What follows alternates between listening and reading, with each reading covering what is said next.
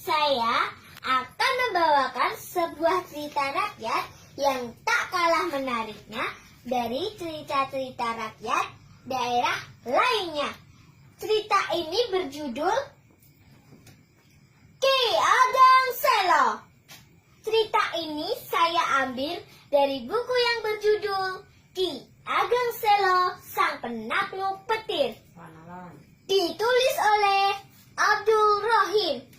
Diterbitkan oleh Irsyadul Fikr pada tahun 2017. Nah, teman-teman, mengapa saya mengambil cerita ini? Karena cerita Ki Ageng Selo merupakan cerita rakyat dari daerah kita sendiri. Selain itu, saya sebagai generasi muda, saya ingin melestarikan budaya daerah sendiri.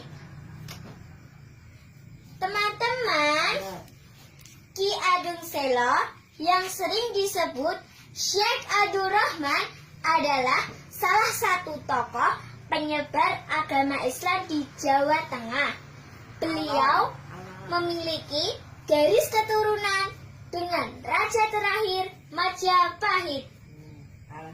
Meskipun darah bangsawan mengalir di tubuh beliau memilih hidup sederhana sebagai seorang petani.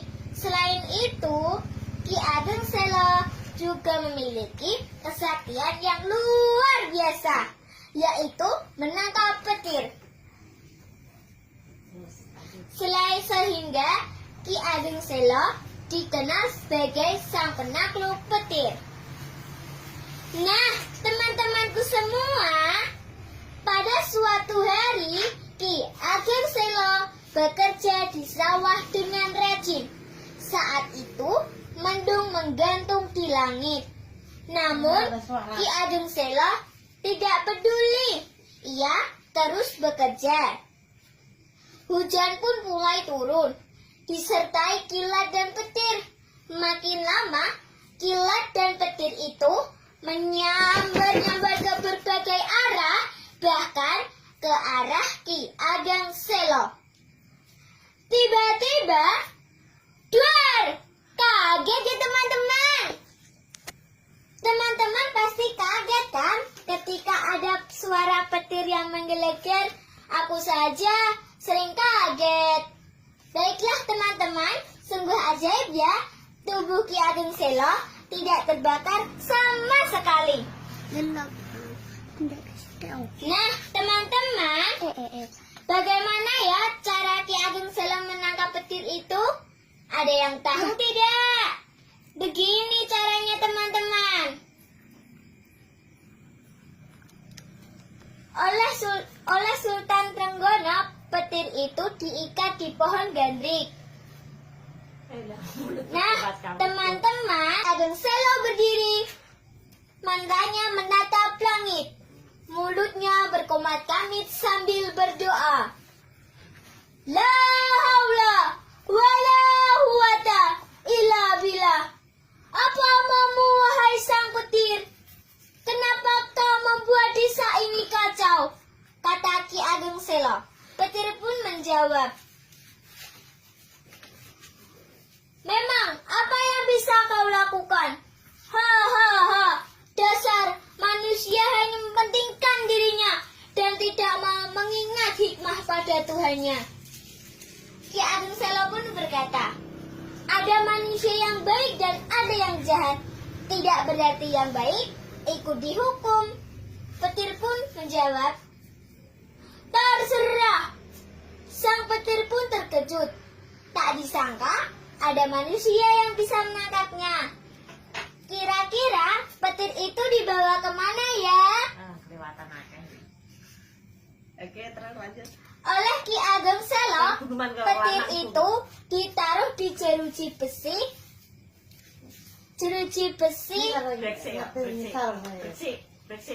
Keesokan harinya, petir itu diserahkan kepada Sultan Trenggono di Demak.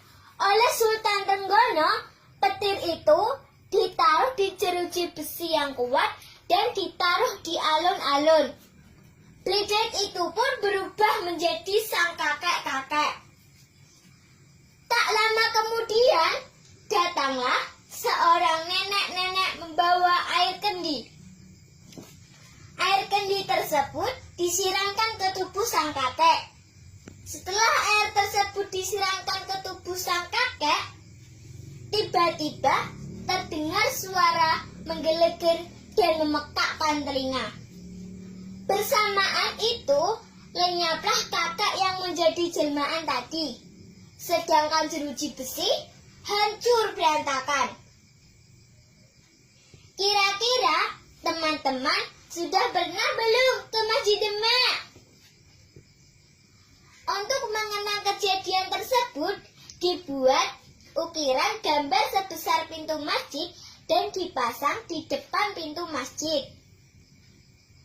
Nah, teman-teman, dari cerita tersebut dapat kita ambil hikmahnya, yaitu niat yang lurus, kesungguhan, dan ketulusan hati agar kita mampu menjalankan peran sebagai penyebar kebaikan di muka bumi ini.